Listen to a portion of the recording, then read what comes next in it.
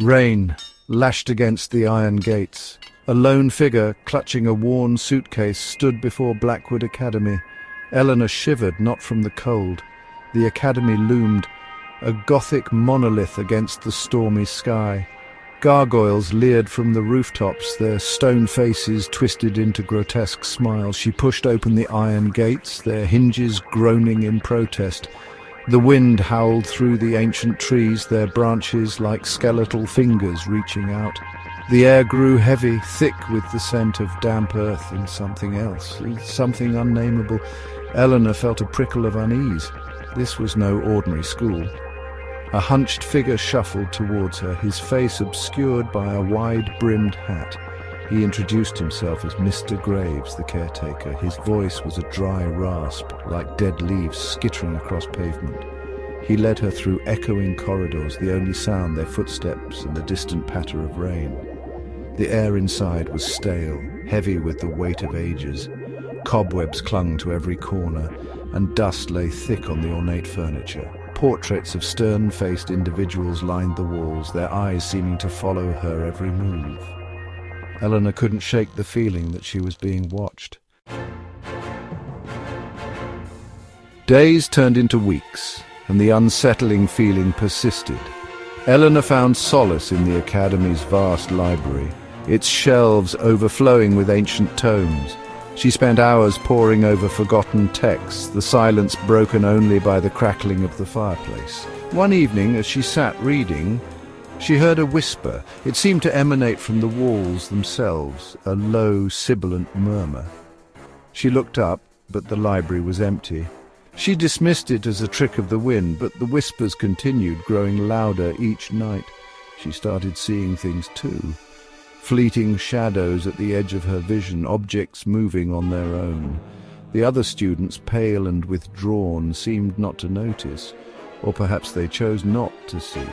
When she tried to confide in them, they only offered her pitying glances. One night, she awoke to a cold hand on her shoulder. A figure stood over her bed, shrouded in darkness. She could only make out a pair of glowing red eyes. She gasped, and the figure vanished. Eleanor was left trembling, the feeling of dread clinging to her like a shroud.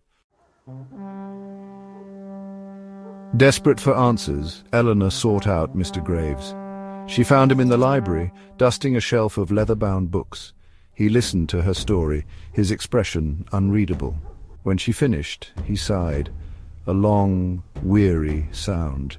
"There are things here, miss, that are best left undisturbed," he said, his voice barely a whisper. "Secrets that should remain buried." His words only fueled her curiosity.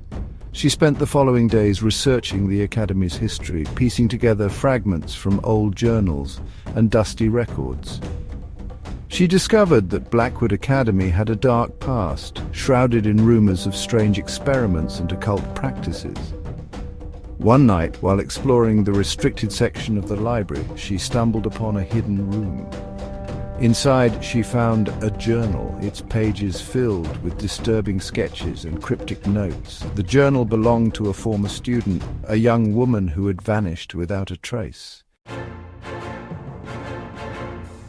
The journal spoke of a ritual, a way to access a hidden realm. It warned of the dangers of the price one had to pay, but it also spoke of power, of knowledge beyond human comprehension. Eleanor became obsessed. She felt an inexplicable pull towards the ritual, a yearning for the secrets it promised. She gathered the necessary materials, ignoring the voice in her head screaming at her to stop. On the night of the ritual, she stood in the center of the hidden chamber, the journal open before her. As she uttered the final incantation, the air crackled with energy. The room began to spin and a swirling vortex opened before her. She hesitated, a flicker of doubt, but it was too late. A hand shot out from the vortex, grabbing her wrist.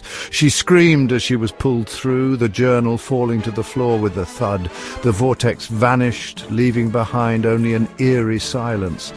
The next morning, Eleanor was gone. Her room was empty, her belongings untouched. The only sign that she had ever been there was the journal lying open on the floor of the hidden chamber. A single sentence scrawled in a shaky hand marked the last entry. They were right. It's real. and it's hungry.